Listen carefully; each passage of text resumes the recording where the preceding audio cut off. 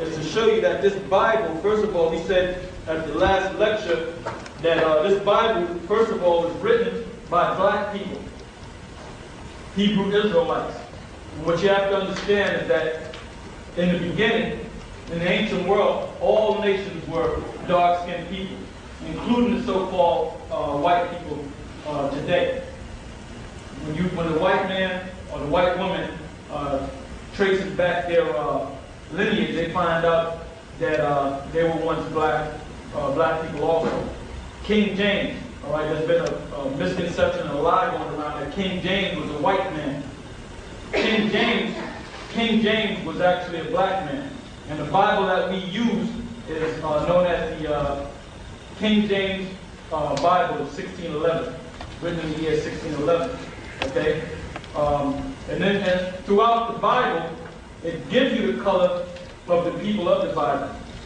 First scripture I'd like to get is, I want to go into some color first, because a lot of our people, the masses of our people that went to church, gone to church, whether it be Baptist, Methodist, Jehovah's Witness, Roman Catholic, Protestant, Lutheran, you all been taught it's pretty much the same thing. I've been taught that too when I was a child. I've been taught that Christ was a so-called white man. Disregard the horns and the 666 on top of his head.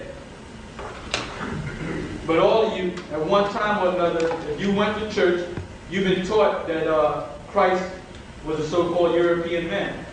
We found out through research that this particular individual name is Caesar Borgia, of the Borgia family of Europe. He was living in Spain. His father was one of the popes of Rome in the 1400s. Okay? And here's a book here written by Sarah Bradford. I think it's Macmillan Book Publishing Company, and the book is called Caesar Borgia.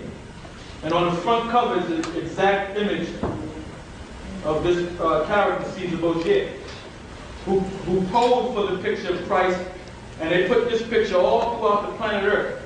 At one time, the Japanese bowed down to this image.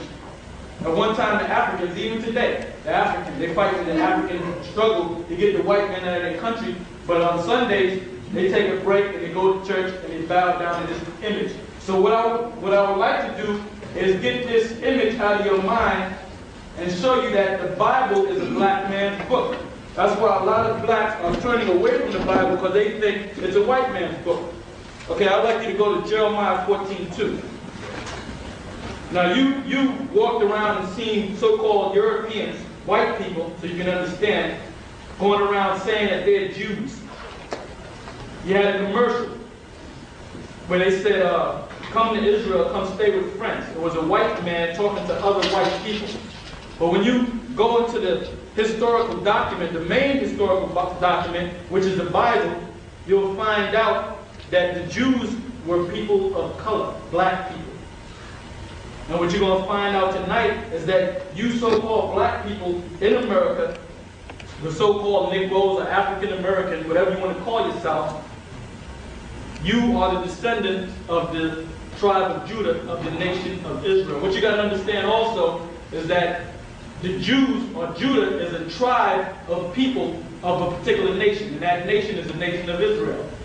Like, for example, you have the Dominicans. They're from the tribe of Simeon, of the nation of Israel. They're your brothers and sisters. You have the tribe of Ephraim. Ephraim is the so-called Puerto Ricans. They're also your brothers and sisters.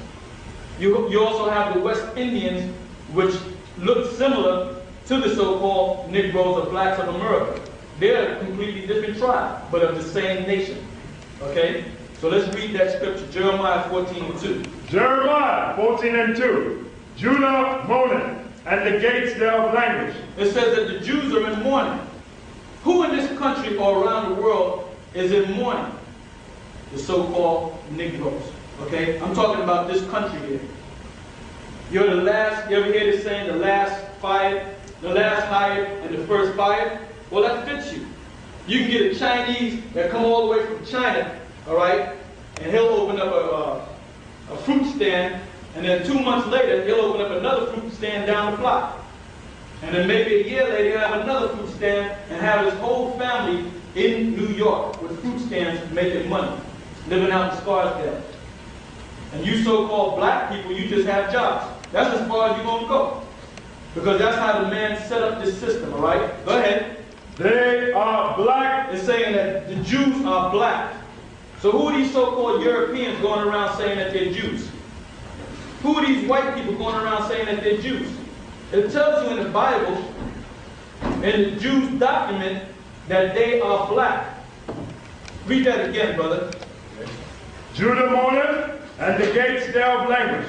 They are black unto the ground. They are black unto the ground. Now this Bible that we're reading out is the same Bible that Jimmy Swaggart reads out of, the same Bible that the Pope reads out of, the same Bible that Clinton was sworn in on, the same Bible that Bush was sworn in on, and so forth and so on. But they never, every time you watch a televangelist on TV quote the Bible, they never go to the scripture. Because they don't want you to know that the Jews are black, that the people of this Bible are black. Read it again.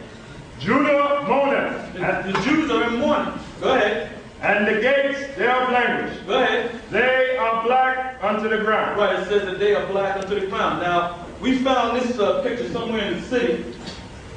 It says light up your life. It should say burn up your life. Okay?